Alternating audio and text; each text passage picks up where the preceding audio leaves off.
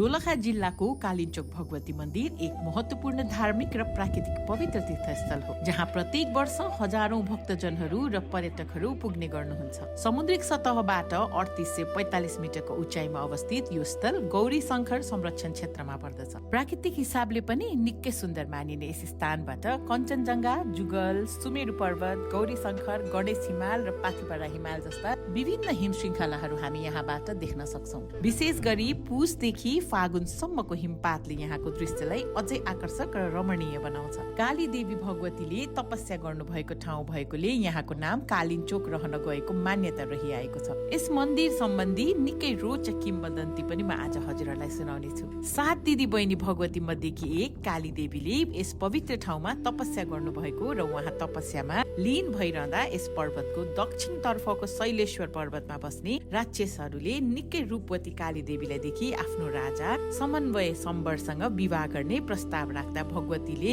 एउटा शर्त राख्नु भयो, युद्ध गरेर जिते भने म विवाह गर्छु। तर धेरै समयको युद्ध पश्चात पनि राक्षसहरूको जित भने हुन सकेन। लडाईँबाट थाक्नु भएकी देवीलाई प्यास लाग्दा पानी खान महादेवले यस्तो उचाइमा रहेको डाँडामा कुण्डको उत्पत्ति गर्नु भएको, जुन पानीले भरिएको 7 फिट गहिरो कुण्ड अहिले पनि हामी देख्न सक्छौं। कुनै स्रोत बिना पानी आइरहनु यसको प्रमुख विशेषता पनि हो। लडाईँको जितपछि देवीले पुनः लडाईँ लड्न नपरोस् भनेर तपस्या गरेको ठाउँमा दुष्ट आत्माहरू आउन नसकुन् भनेर कुण्डको पश्चिम भागमा पहाड काटेर निकै गहिरो गल्छी बनाई आउजाउ गर्न नसक्ने बनाउनु भएको थियो, जहाँ फलामको भर्याङ बनाएर आउजाउ गर्ने व्यवस्था मिलाइएको छ। यस ठाउँमा कुनै पनि मन्दिर भने बनाइएको छैन। धेरै कमैलाई मात्रै ज्ञात छ यहाँ रहेको पवित्र कुण्ड नै यहाँ प्रमुख तीर्थस्थल हो भनेर। जनै पूर्णिमा, बुद्ध जयन्ती